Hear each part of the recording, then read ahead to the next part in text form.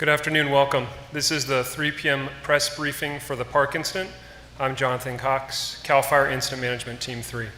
The intention of this briefing is to share the latest incident information with updates from representatives from Butte County, Shasta County, and Tehama County. To start things off, we'll hear from Operations Section Chief for CAL FIRE. In the past 24 hours, we've seen some limited fire growth on our fire, and that gave us opportunities to have some direct control on the lines, have some improvements, and be able to put more black on our map, meaning control of that part of the fire. So moving up the western part of the fire, we have good control lines. This lower part has been mopped up, very deep within, patrol status looking very good. On through this pocket and then moving up into an area that's been very difficult to control. Very tough access. We've had to fly personnel into the area through helicopters so that they could put the line in, but that is looking very good. Our last troop shuttle is today, so they'll be flying them off the hill tonight, and the line should be completed at that point. As we move up towards the Highway 36 corridor, the areas that were giving us some troubles in the past day or two with the spot fires, they've been able to ring those, put direct line in, extinguish those, and continue the mop-up process. And that's also around in the Lanes Valley area, South Battle Creek, and down around towards the Highway 32 corridor. That's looking really, really good at this point. As we're moving down the 32 corridor, that's the area that is a bit of a challenge for us due to the topography, the heavy fuels, very difficult access to get in there and for us to put direct line on. So we've concentrated heavily in that area to be able to put resources in. That's just a lot of work, and it's going to be a long, painstaking work in that area. As we move down towards Mill Creek, that's our troubled spot, and we have fire that's been established there due to the smoke conditions. We're unable to put ground personnel into that drainage, as well as fly any aircraft to support them. So we've been using thermal imagery to be able to monitor the fire. Now with the weather conditions starting to change, as we go into a change in the weather conditions, we are seeing this afternoon, as of just about 20 minutes ago, the fire is now starting to increase spot, making runs towards the K line, and then also in the Deer Creek Canyon drainages. So we're seeing a lot of activity there. The weather isn't, the smoke conditions are such that we can't quite get aircraft in there yet, but once that does lift, then we'll be able to get aircraft in to support our ground troops. We have been preparing for this. We have a lot of personnel in that area and contingency lines that are being placed to assist us in that effort. As we continue to move down towards the Community Forest Ranch, looking a lot better. Continue to mop up and patrol in that area. Still a lot of hot spots. As the area that has been repopulated, we have a lot of calls for service, and our resources are in there taking care of those both nuisance smokes and areas that are hot spots further interior of the fire. Down in the community of Cohasset, continue to work in there to render that safe and mop up and patrol in that, but other than that, that's pretty status quo. And then moving down to the southern part of the fire, that's looking really good in patrol and mop-up status. We've been placed contingency lines so that if the fire does make any sort of run, picks up and does that, we have lines to fall back on. In the Shasta zone at the very north of the fire, they've established their control lines. They're continuing to improve those and be prepared in case the fire does decide to make a run in that direction. At the top, over the top, just above 36, same thing, large amount of land, heavy fuels, but we've been working contingency work in there, and the lines are starting to come together. So not completed by any stretch, but they've made a significant amount of progress, a lot of ground to cover. Also moving down into Butte County with the contingency lines, those continue to be improved and worked on. They've reversed course and are working parallel to the Mill Creek drainage, so that gives us some sort of buffer that if the fire does come out of there, that it doesn't run down parallel to the right flank of the fire. Which is a huge concern of ours. So they're putting a lot of work in there to provide that contingency. Aircraft-wise, we have over 40 rotor wing aircraft. We have 2 helibases, and we're opening a 3rd soon.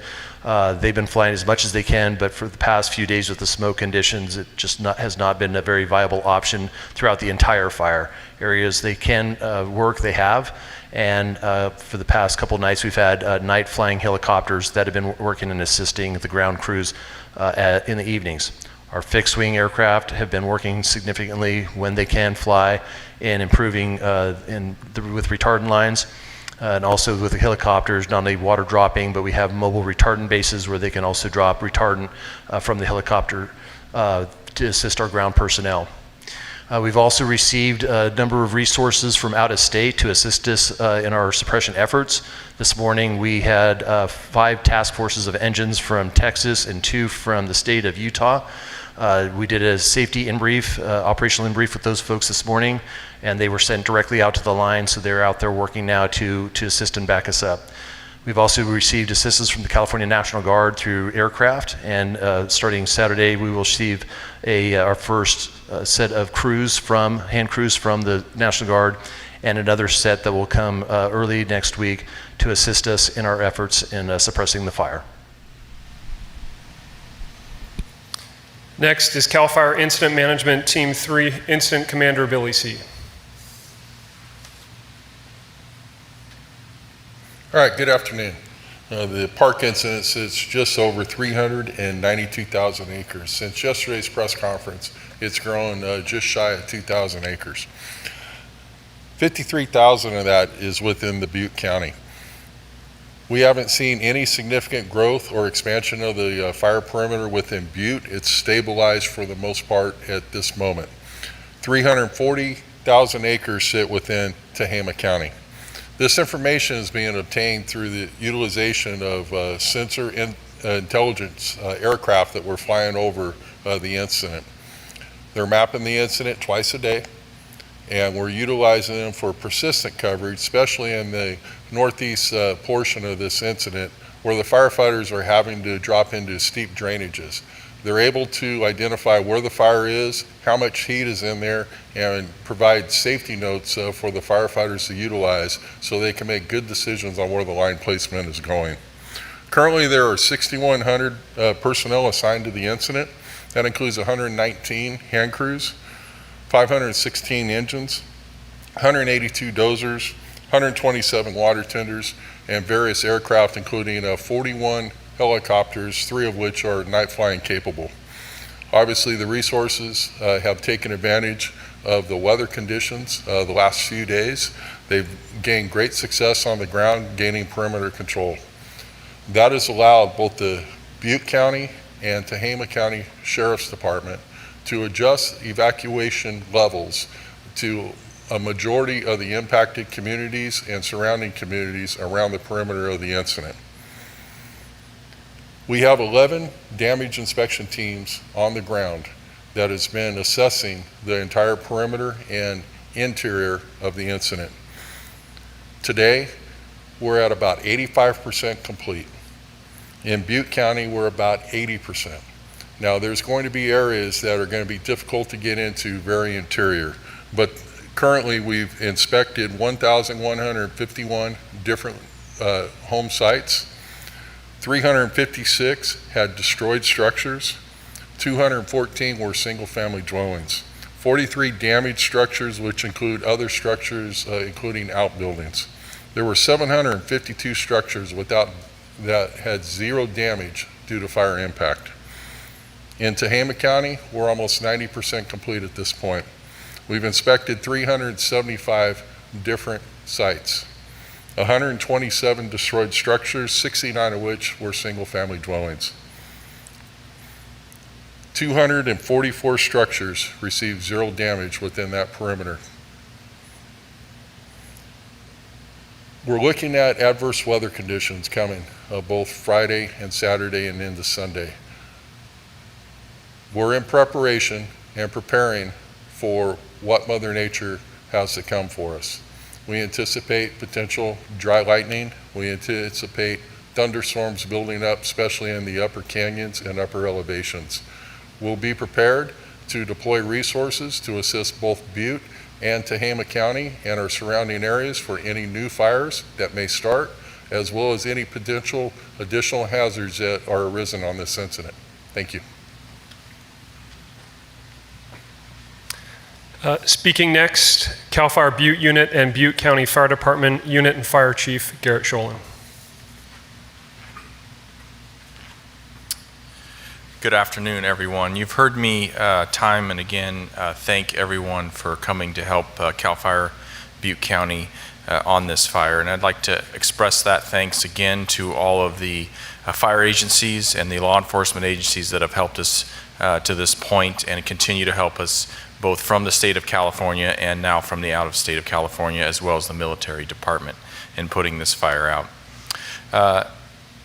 Reflecting a little bit back on our communities as we repopulate them, and specifically the community of Cohasset on the first day. I want to recognize the men and women, firefighters and law enforcement, specifically our partners, the Butte County Sheriff's Office, that first day, as they worked at the command post with our incident commanders and evacuating those of you that were in Cohasset.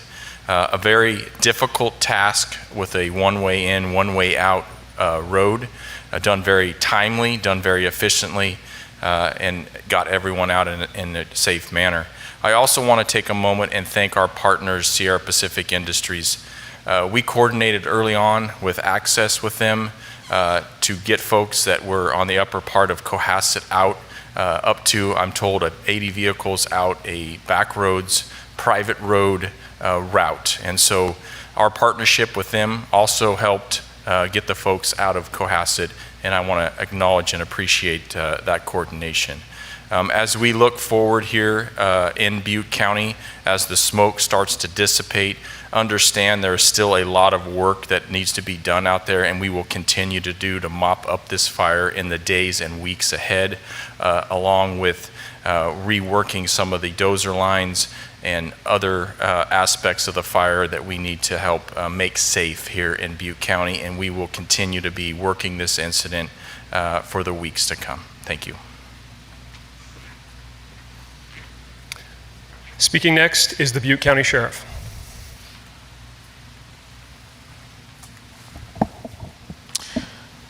Good evening. I'm Corey Honey, Sheriff of Butte County, and stand here tonight with some more good news for the residents of Butte County.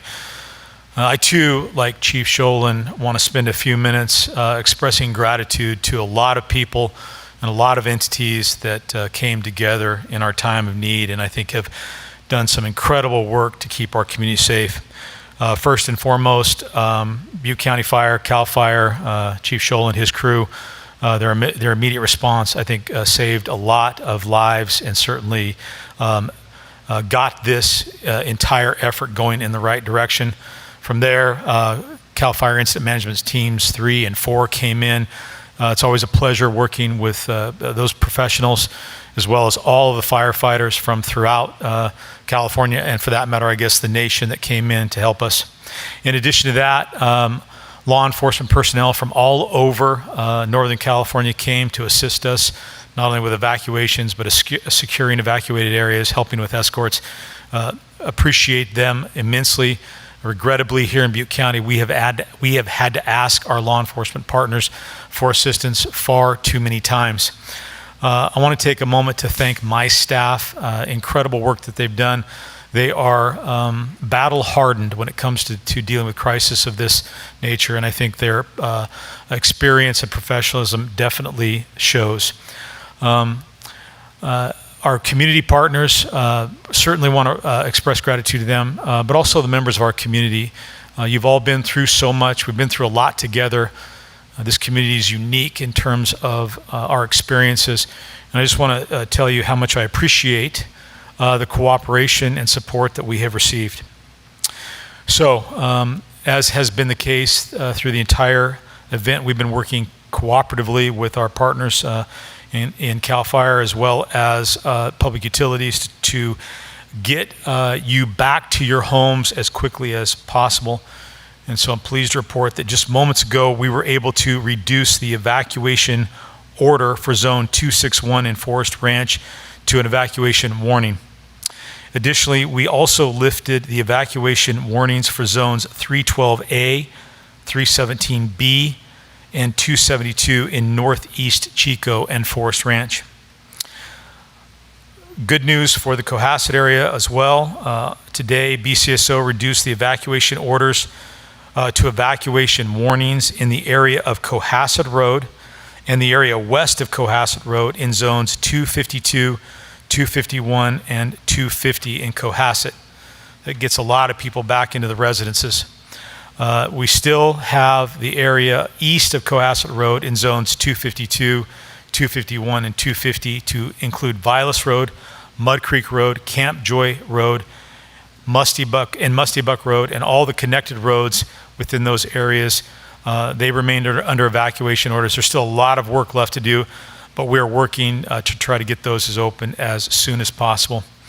As it stands right now, we estimate that we have about 1,100 people who are under an evacuation order. And again, we're doing everything we can to get those folks back in there. We still have our escort program going. I've talked about that. You can contact and request an escort at 530-538-7321. Again, your cooperation and patience with my staff goes a long way. Full list of road closures can be found by visiting buttecounty.net.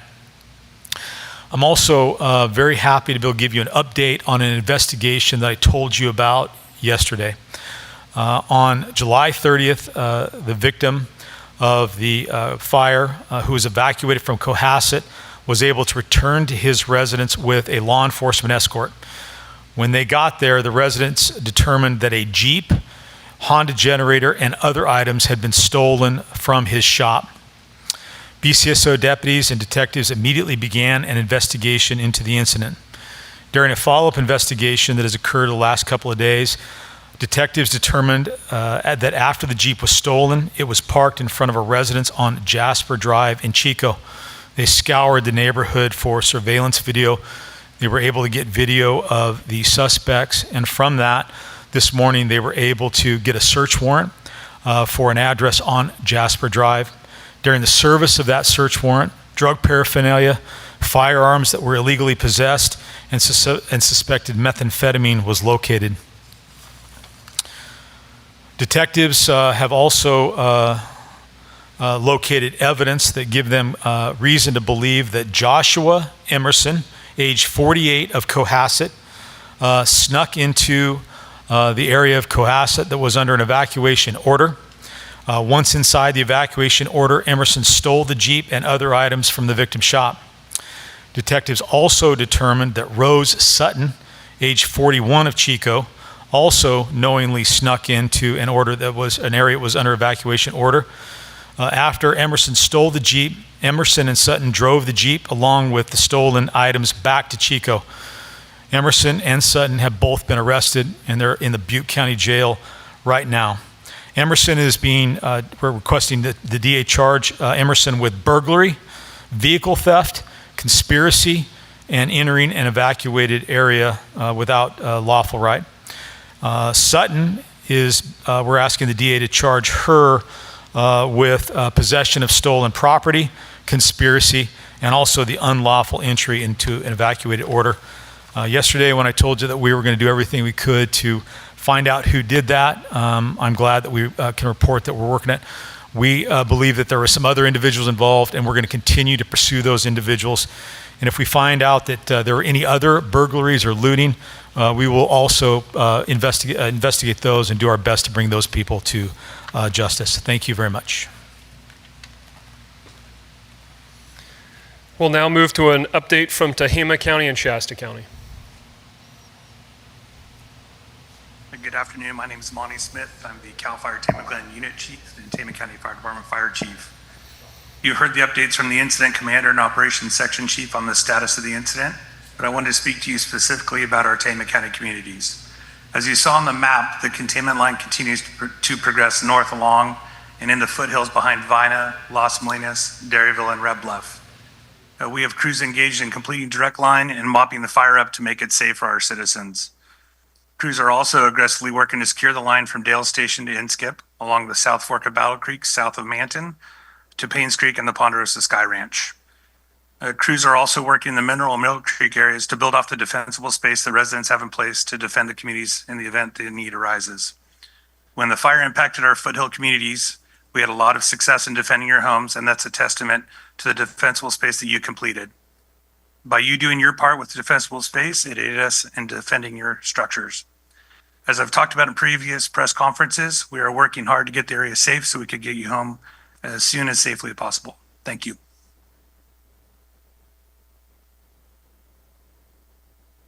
Good afternoon, Dave Kane, Tehama County Sheriff. You know, I reflect back on this morning, and I'm upset and irritated with the fact that as we started our fire briefing this morning, I learned from one of our fire personnel of a theft of fire equipment from the back of their vehicle while at a hotel in the city limits of Red Bluff. I can't believe at this time why we're going through this incident and this emergency that these individuals that come to our county, our community, from states away are being victimized by thieves. I can't stand thieves, and I certainly can't stand thieves that are going to steal from people that are trying to save our community. My staff immediately took an investigative report into that theft, have been following leads all day long, and we're hopeful that we have a remedy and can recover this property before the end of the day. And I want to let the person know who's responsible for it, that we do have a special place in our jail for you, waiting. After another abuse, unfortunately, of our escorting of animals process that we've had at the sheriff's office, we will be suspending that process at the end of our scheduled days. That'll be on this coming Saturday. We're scheduled out through Saturday. We're going to honor it through that point in time, and then we'll see where we're at in the repopulation process to determine if we're going to continue at that point. I just want to make sure that the public is well aware of 409.5 of the penal code, which indicates you cannot be in a evacuated area without the authority to be so, and by the sheriff's office. And so when we tell you it's time to leave, that ends your authority, and it means it's time to leave. So please have some integrity and follow those guidelines and leave when we ask you to. Also, to remind the public, we're going to have some open zones in Tehama County. Those open zones will butt up against zones that are prohibited or evacuated mandatorily. So please make sure that you're not trying to seek to get into any of those areas and those zones. If you're found in those zones, you've been warned by multiple sheriffs and law enforcement, you will be arrested. Now, some good news. I want to talk about the fire activity has been beaten back on the west and the northwest perimeter of the fire in the areas of Vina, Las Molinas, Dairyville, and also the areas that are adjacent to Lake California.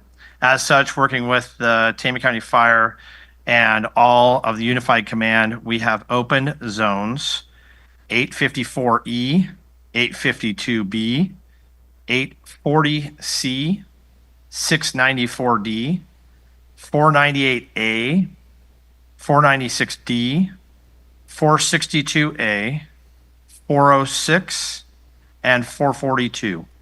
Again, just a reminder, those areas, if you're having a difficult time finding them, they're immediately adjacent between the areas of Vina, Las Molinas, Dairyville, and the fire line. Again, remember that these zones butt up to the fire line, so please stay out of those ordered areas. I don't want you to impair the firefighters being able to do their job. They're going to have hose, dozers out in those areas, so please stay out of the area to keep yourself out of trouble.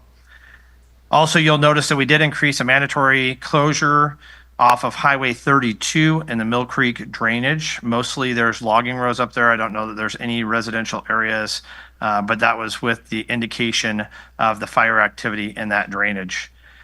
Lastly, I just want to compliment everyone involved in this, our fire staff, our law enforcement, and quite honestly, you as the public. As ICC's indicated earlier in this, he went over all the acreage and all the destroyed homes throughout both counties and the magnitude and the speed that this fire has grown. But all of you, law enforcement included, and the fire service and the community should be commended, because as we stand here today, we have no reportable loss of life. That's an amazing feat, and I'm very happy to be part of it. Thank you very much.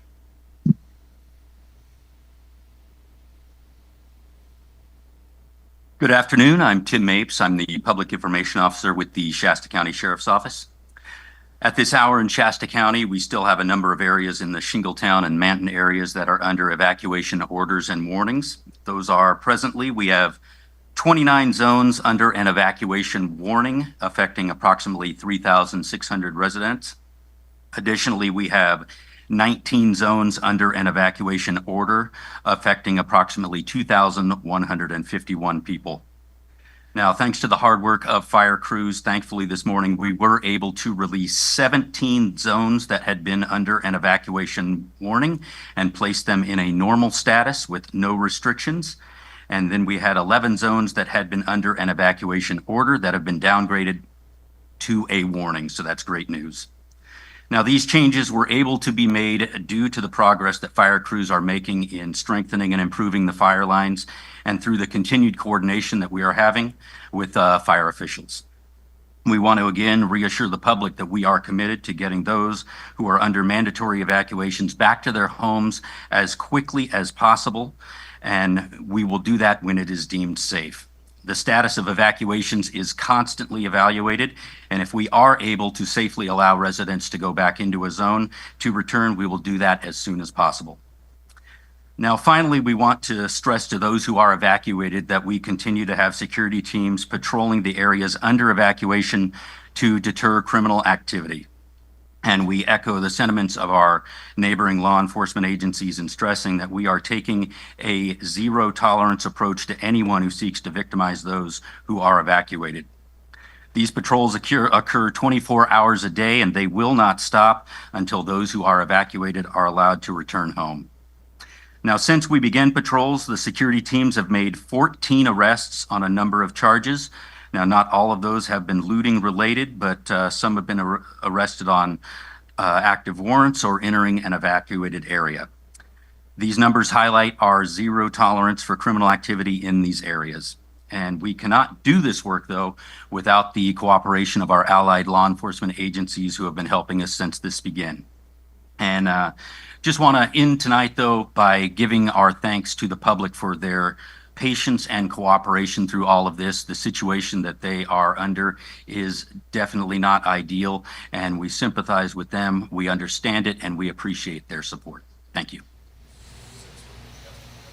As a final reminder, all of the latest fire information, including a fire perimeter map, as well as social media links and photos, can be found online at fire.ca.gov. This concludes our press briefing. Thanks for joining.